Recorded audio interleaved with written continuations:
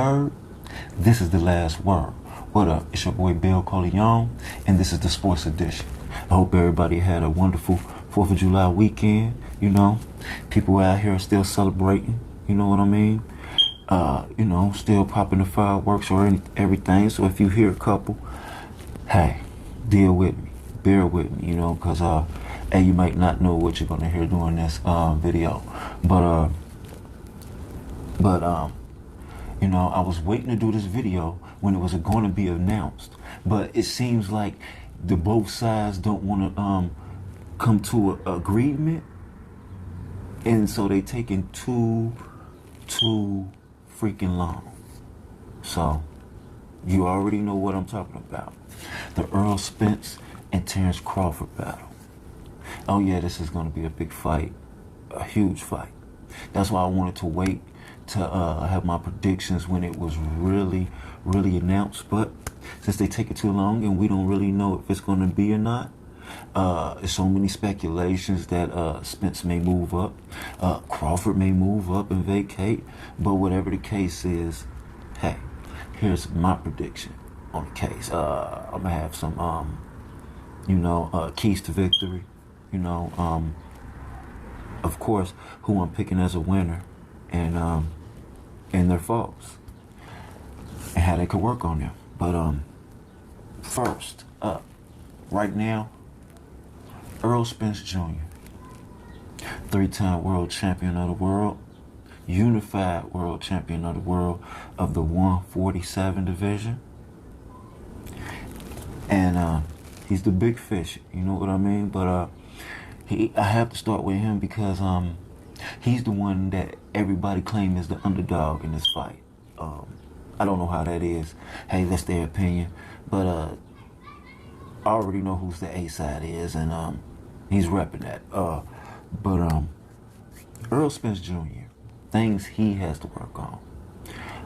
It's not a long list. I noticed in the Ugas fight recently that it told a couple of stories about Spence.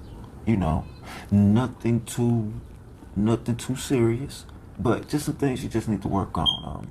You know what I mean? We already know he's a pressure cooker. You know what I'm saying? Straight junkyard dog. He get it in. We know this. You know what I mean? Nobody I know can take that pressure. Not even Floyd. So that's another video. But Spence's faults are for what I've seen, is the lunging punches towards the body. You know, we already know he's a huge body puncher. We know he's gonna go there, but hey, he has to brushing up on his defense when he's going to the body or when he's doing those lunging punches. That was my whole worry in the Ugas fight. Now, we know he has a chin. We know Earl Spence has a chin, but that was one of my worries in the Ugas fight. And it's one of my worries in the Terrence Crawford fight, because we already know he's one of the top counter punchers in the game. So that's one of the big things he's going to have to brushing up on. But that's one. I already know Derrick James. I fixed that up real quick. You know, that's really nothing you can't fix. You know, hey, it might have been a mistake on Earl's part. I already think he knows better. I don't think he needs that much of a top-tier training. You understand? So, hey. And number 2.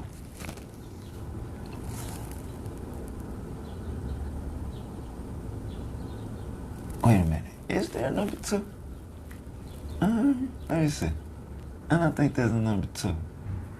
But I got some things I got to speak to y'all about at the end of the video, though. But is there a number 2? Let me see. Let me think on this. I think it's just one fault on Earl Spence.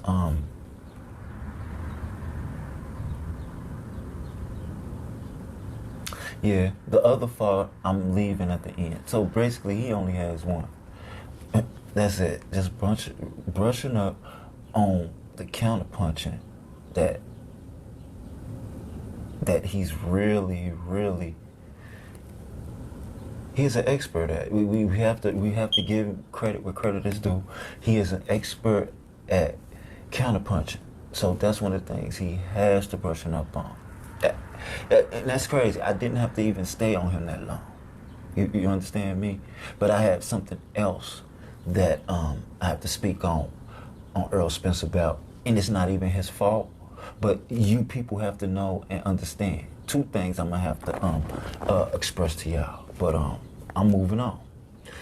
Next, we got Terrence Bud Crawford, recently crowned Hall of Famer, undisputed champion, now WBO champion of 147. And he's claimed as one of the pound for pound #1 fighters in the world. He's a dog, I must admit. He's definitely a junkyard dog. You know what I'm saying? A man of little words. Just the look on this man's face tell you what he's gonna do to you. Straight junkyard dog. You know, mentor in the sport for the young and up and comings. You know, but let's get to the faults and what he has to clean up. Now, I believe his list is long. This list is very long. Now, you got to understand me. Stick with me here. Let's get here.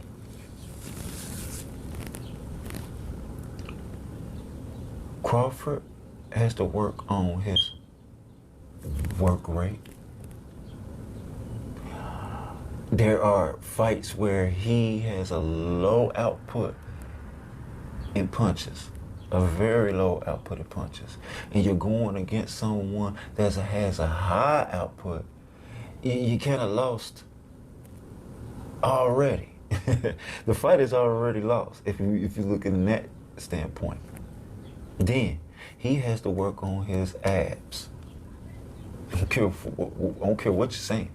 He has to work on those abs because everybody's screaming that Earl coming for that eye. No, he coming for those ribs. We also forget that Ugas had a broken rib. You know. But hey, got to work on your abs, Crawford. If you do not work on your abs, that's the second way that you can go straight out. 2. No, that's 3. No, I'm past 2. That was 2. This is 3. Number 3. He has to work on his endurance. I mean, honestly, you have to work on your endurance. Meaning, I've seen Crawford go into later rounds, but those people didn't have the work rate of Errol Spence. So if you do not have the work rate of Errol Spence, of course you can go 12. Yeah, of course. Yeah, you can go 12. But can you go 12 with something like that? That's the question. I don't even know if nobody can even go 12 with something like that without being brutally beat the fuck up and hurt. Many have done it, but look what has happened. Look at the aftermath of all of that. Every single person who did go a whole 12 rounds with Spence, look at the aftermath. I ain't got to go into details of all that. All right, number 4. Told you the list was long on this guy. The chin. This cat has dodged being knocked down, I think, maybe twice, but I'll say one time. I'll go ahead and say one time. It was one time when this cat almost got knocked, his kufi almost got knocked off by, what was that, Mean Machine?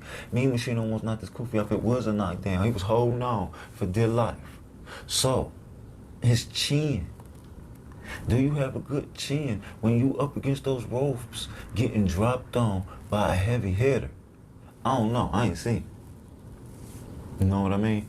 You gotta let me know. I haven't seen it. Show me. And once we see that and see how it goes down, oh yeah, we're gonna see what we're working with. I advise you to get in there with some heavy weights or something like that and try your luck, man. You know what I mean? You know what I'm saying? Get hit across the chin a couple times by some heavy weights. See what you can take, because that's what it's gonna feel like when you go against Crawford. Hey, there it is. There it is. That's on the breakdown. That's on the breakdown. That's all I could give these cats. As far as that. Either one of them. But like I said, Crawford's list is longer than Earl's. You understand me? We ain't gonna get into all of who he fought and who that person fought.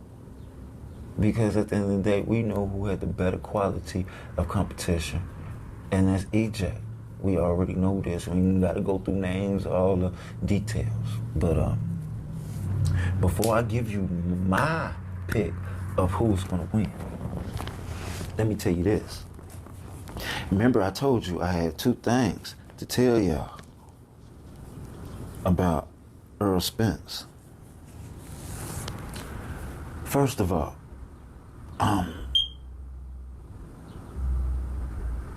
they both kind of in the same light, in the same thing. But let's get one thing out the way. Earl Spence was not rocked. He was not hurt. You understand? He was not hurt during the Ugas fight. I don't know why people think that, and I don't know why people are so naive and not using their brain. You have to understand and use your mind on what's going on. People use certain situations and not take other situations and put all those situations together, which I do all the time. Now, I'm gonna say it again. Earl Spence was not hurt. And I'm gonna tell you why I say that. And then the reason why I say that is gonna lead into the second thing. We all know Earl Spence had recently got off a car crash. We know that's been a long time, right? Right. We know the car crash has been a long time. That's understandable. He looks good. Yes, he does. His body is great. Yes, it is. His mind is right. Yes, it is. His hands are good. Yes, they are. But his mouth, I'm going to repeat this. His mouth. I'm going to say it one more time. His mouth, people. And the reason why I say his mouth, because he had to get a whole new denture work put in. Now, I don't know if a lot of people out there have had dental work in for all your teeth, but it takes time to heal. You understand me? Now, this has happened twice to Earl. It has to heal. All the time, it has to heal. It doesn't heal just a couple months. It doesn't heal over a year or two. You know what I'm saying? Teeth and gums, false teeth and gums, that's a delicate thing in mystery. At any given time, they could pop out. At any given time. They're only screwed in to a certain extent, homie. But any doctor tell you, a good solid shot to your mouth, they're coming out. And possibly with some of your gum, if you're not careful. But don't get me wrong, I'm not a doctor. But this has happened twice to Earl. I think against Danny Garcia. His mouthpiece got knocked out because he can't put him all the way in. Remember, the mouthpiece are molded to your mouth. Even though it's molded to his mouth, he still can't put them all the way in for a tight fit. Because if it's too tight, when you take it out, it'll kind of give a pull to the gum on the top and bottom. Remember, he got top and bottom done. So it will pull out. So he has it gradually in. That's why when he does get hit in the mouth, it goes flinging right out of his mouth. You see what I mean? Don't get me wrong, Danny Garcia is a good heavy hitter. But also, in that fight, he protected his mouth. He looked away, you know what I'm saying? He looked this way and that way because the main thing he's doing is protecting his grill so you won't hit him flush in the mouth. Ugas, he was not hurt because for the simple fact, the mouthpiece went slinging. He caught Earl with a good punch. Don't get me wrong, the punch was good. But the mouthpiece was not insecure because of the faulty teeth he has in his mouth. People forget his mouthpiece. His faulty teeth fell out. I'm sorry, not his teeth fell out, but his mouthpiece fell out. So he had to protect that because as you can see, he hit Earl, but it wasn't that plush. He rolled with it. So it was like, as he was going back, the punches weren't as flush. So it was like, it was just the glove was just hitting Earl. So he bounced back off the ropes and he engaged until the referee can stop the bout. So he can get his mouthpiece. But if you look at that situation closely, and if you go back to the Danny Garcia fight, you will see that. It's clear as day. I be seeing people talking about glove, gate, and all this, and water bottles, but y'all are forgetting surgeries that people have during these things. So you got to take that into account. You see what I mean? So don't get it wrong. He's protecting his mouthpiece. Excuse me. He's protecting his mouthpiece at all times. Now, maybe he may have to get them refitted, but in a certain way. But like they say, it's a molding. You see what I mean? So it's going to always fit tight. So he's going to always have that mouthpiece halfway in. And if a person knows that, they're going to capitalize on that. I don't know if Crawford's camp looking at that. I don't know if other YouTubers, I know the other YouTubers aren't looking at it that way because I haven't heard nobody say it. But that's what you got to understand. He's always protecting his mouth. He does not want to get his teeth knocked out, especially after that mouthpiece went slinging, and he doesn't want to put the mouthpiece all the way in so it locks into a tight fit because taking them out is a problem. You see what I mean? It's an issue. You know what I mean? So it's a bitter with the sweet. So he's trying to be comfortable in there while whooping you up, beating you down while he's trying to live comfortable. But at the end of the day, my brother Earl, you're gonna have to fix that. New molding.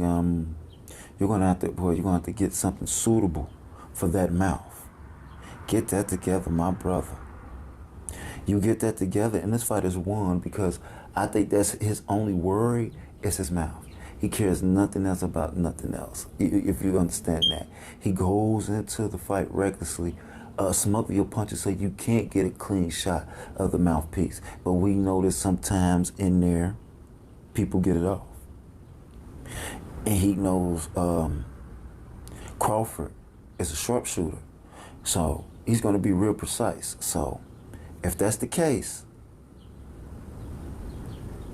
we may have a problem. Maybe not once he get this mouthpiece together. But once he do, it's on and popping. But other than that, hey, it's going to be a great fight either way. I'm not going to get into all the details about 55-45, who the split. We all know who the A side is. It doesn't take a rocket scientist. 3 belts versus 1 belt. It doesn't take a rocket scientist. It doesn't matter who you are. You could be a bum, inexperienced fighter. 3 belts versus 1 belt. Voila, there it is. But what I can say is this: Terrence Crawford holding up all this. So that's my take on that. That's my prediction. That's my breakdown. That's my analysis. And right now, it's time for the pick. Let's see here. My pick.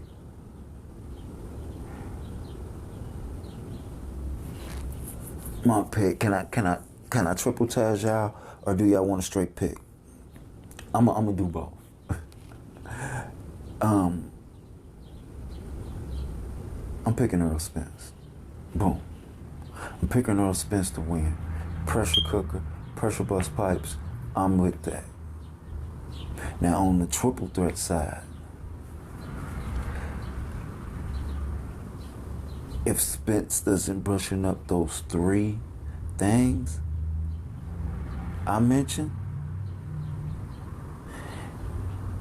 it could be a short night. You know, it could be a short night because that mouthpiece is going to go flying again. So if he doesn't fix all this, it's going to be a short night for sure.